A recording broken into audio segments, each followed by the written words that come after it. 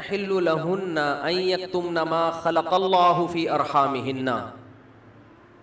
اللہ نے عورت کو حکم دیا, مسلمان عورت کو, کہ اگر تمہیں طلاق ہو جائے تو تمہارے پیٹ میں اگر حمل ہے, اس حمل کو, اس پریگننسی کو تمہیں چھپانے کی اجازت بولے نہیں ہے, اگر تم اللہ اور آخرت پر ایمان رکھتی ہو. یہ بھی ہوتا ہے آج کل, کیونکہ اس معاملے میں مرد عورت کی زبان پر اعتماد کرتا ہے. اگر ایک مرد نے کسی عورت کو طلاق دی, عورت کو اگر حمل ہے وہ چھپا لے گی اور وہ بتائے گی مجھے مینسز آنا شروع ہو گئے. مرد یقین کر لے گا, بھائی 3 مینسز گزر گئے, عدت ختم. کسی اور مرد سے نکاح کرے گی, اس کو بتائے گی بھائی میری عدت پوری ہو گئی ہے. اس بات کا امکان ہے کہ وہ بچہ کسی اور مرد کے کھاتے میں ڈال دے. مرد تو نہیں دیکھ رہا کہ واقعی عدت ختم ہوئی ہے, یہ تو یہ عورت جانتی ہے اور اللہ جانتا ہے. تو اس معاملے میں اللہ نے حکم دیا عورت کو کہ وہ خیانت بولے نہیں کرے. مردوں کو اللہ نے حکم دیا کہ جب بھی کسی عورت کو تم طلاق دو گے تو اس کا مال چھیننے کی تمہیں اجازت نہیں ہے. لا يحل لكم ان تأخذوا مما آتيتموهن شيئا, جو کچھ اس کو دیا ہے نا شادی سے پہلے, ایک دھیلا بھی واپس لینے کی اجازت بولو نہیں ہے. آج جہیز بھی جو وہ اپنے گھر سے لائی ہے نا وہ بھی ہتھیا لیتے ہیں, اپنے دیے ہوئے گفٹ تو واپس لیتے ہی ہیں, جو وہ اپنے گھر سے لائی ہے وہ بھی ہتھیا لیتے ہیں. یہ سارے قرآن کے احکام ہیں جس کی آج دھجیاں اڑائی جا رہی ہیں, کیونکہ ان احکام کا لوگوں کو علم ہی نہیں ہے. لوگ محرم میں کربلا, ربیع الاول میں جو مخصوص بیانات ہوتے ہیں وہ, یعنی سیزن وائز چل رہے ہوتے ہیں ہم لوگ. جو پریکٹیکل لائف ہے ہماری, عملی زندگی ہے, جس کے لیے پیغمبر صلی اللہ علیہ وسلم کو بھیجا گیا معاشرے کی اصلاح کے لیے, اللہ کے حقوق سکھانے کے لیے اور ایک دوسرے کے حقوق سکھانے کے لیے, اس پریکٹیکل لائف کی طرف ہماری توجہ نہیں ہے. ہم دوسری چیزوں میں زیادہ لگ گئے ہیں. بس وہ جوشیلی تقریریں, لوگوں کو رلانا دھلانا, یہ کام رہ گیا ہے بہت سو کا, سب کا نہیں. اہل حق ہر دور میں رہیں گے. تو اللہ نے حکم دیا کہ ڈیورس کے بعد آپ کو عورت سے کچھ لینے کی اجازت بولو نہیں ہے. ہاں, خلا کی صورت میں مہر واپس لے سکتے ہو. خلا یہ ہوتا ہے کہ مطالبہ عورت کی طرف سے ہو طلاق کا, آپ تو نہیں دینا چاہتے, اچھی بھلی زندگی گزر رہی ہے, اسی کو دماغ خراب ہو رہا ہے اس کا, نہیں مجھے نہیں رہنا. تو پھر اس صورت میں مرد اگر ڈیورس دے تو وہ یہ شرط لگا سکتا ہے کہ میرا خرچہ واپس کرو, خام خواہ میں کیوں کرایا خرچ.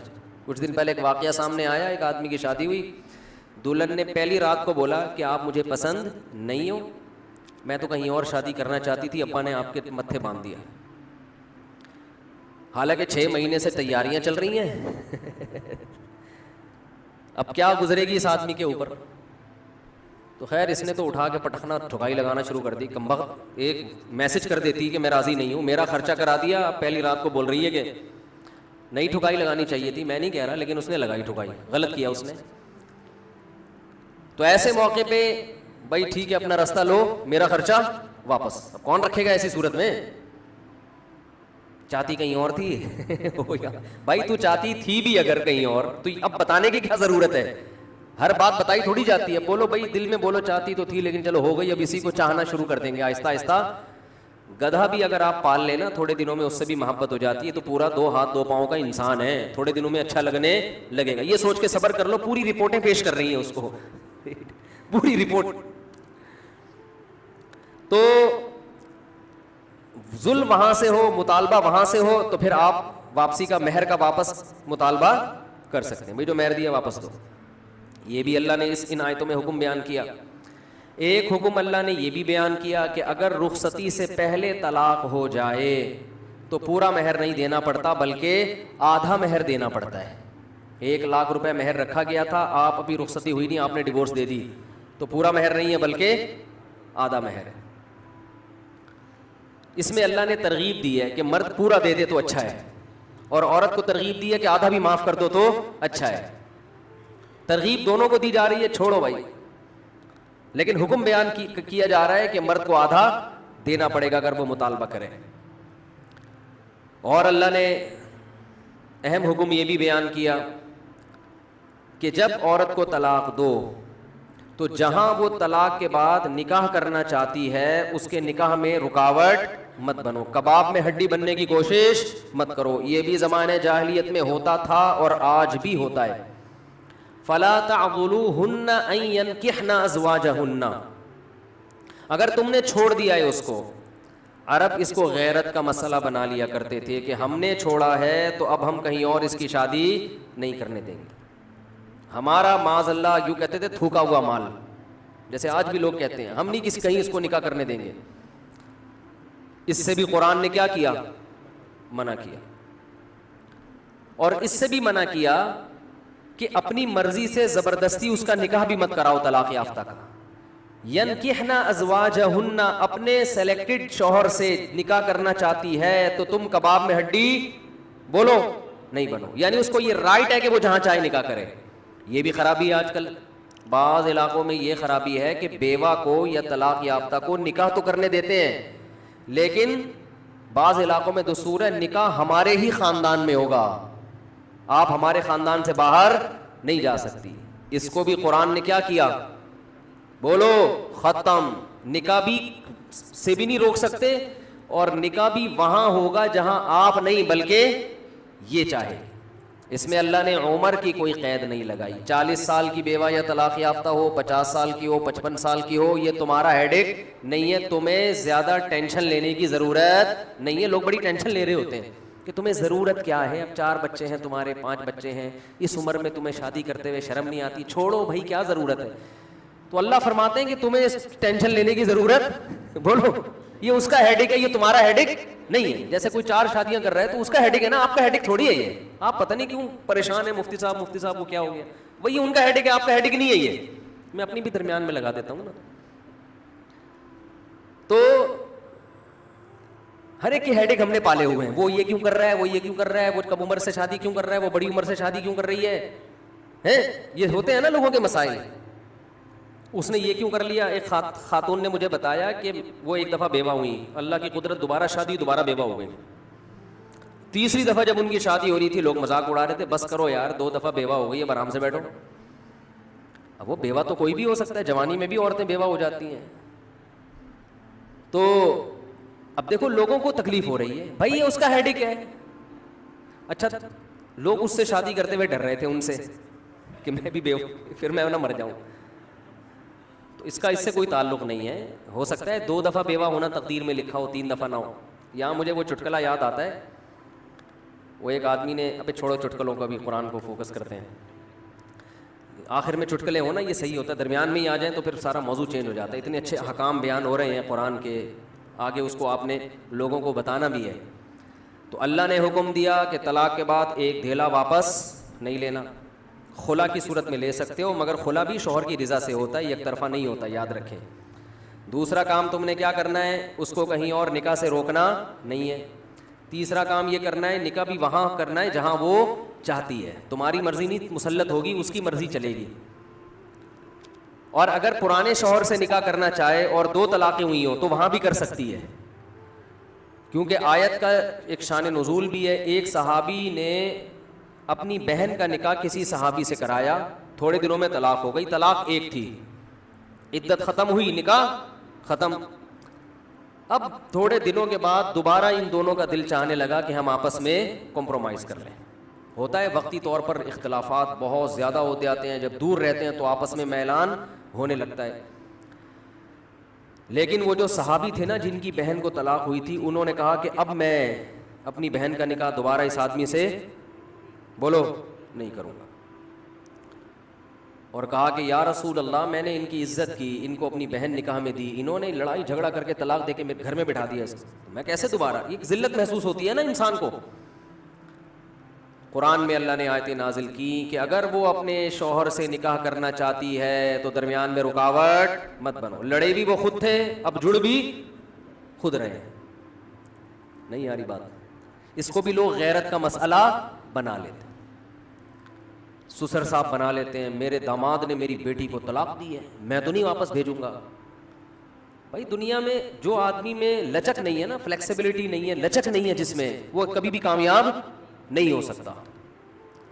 یاد رکھو یہ جو ہوتا ہے نا میں اصول کا پکا, بھائی اصول کا پکا ہونا تو اچھا ہے, لیکن یہ اصول ہی غلط ہے کہ جو کہہ دیا تو اس پہ قیامت تک قائم رہنا ہے. یہ اصول ہی غلط ہے. اصول یہ ہونا چاہیے کہ جب موقع کی مناسبت سے جو بات ٹھیک لگے گی اپنے آپ کو چینج کر لوں گا. یہ اصول ٹھیک ہے, اس اصول پہ پکے رہو, اور یہ نبی سے ہمیں ملتا ہے یہ اصول. حدیث میں آتا ہے ایک صحابی نبی کے پاس آئے, مجھے صدقہ چاہیے, یہ چاہیے, وہ چاہیے. آپ نے فرمایا اللہ کی قسم تم پر خرچ نہیں کروں گا میں. وہ چلے گئے, آپ نے دوبارہ بلایا, فرمایا ان پہ صدقہ کرو, دے دو. وہ پریشان, یا رسول اللہ آپ نے تو قسم اٹھائی تھی کہ میں آپ کو نہیں دوں گا. آپ نے فرمایا من رأى علی یمین فرأى غیرہا خیرا منہا فلیکفر عن یمینہ, کہ جو شخص کسی بات پہ قسم اٹھا لے, جائز بات ہو, کوئی اگر حرام پہ قسم اٹھائی وہ تو بچنا لازم ہے نا, کہ میں گناہ نہیں کروں گا, وہ تو ویسے ہی حرام ہے.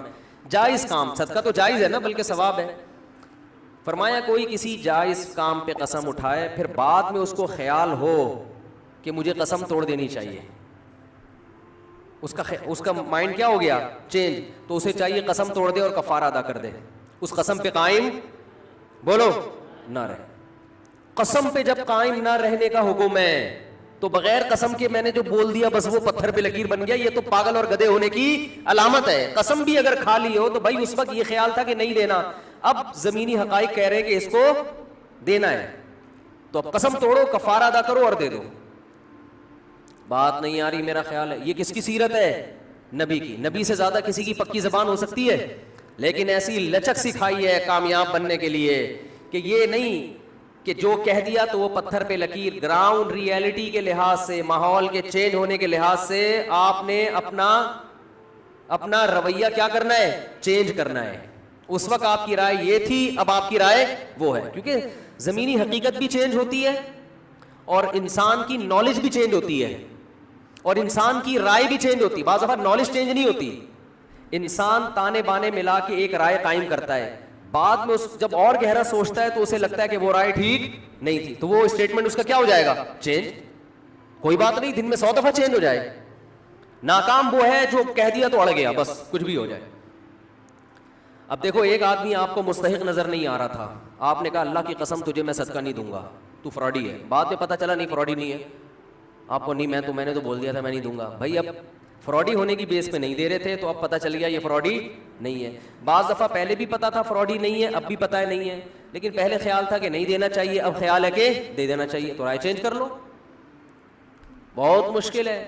اور گھریلو جھگڑوں میں تو میاں بیوی کی طبیعت میں اگر لچک نہیں ہے نا, 4 دن بھی ان کا رشتہ نہیں چل سکتا. یہ تو مجھ سے ابھی لکھوا کے سگنیچر انگوٹھے لگا لو, جیسے سبزی والے نے ٹھپے لگائے تھے انگوٹھے لے کے گھوم رہا ہوں.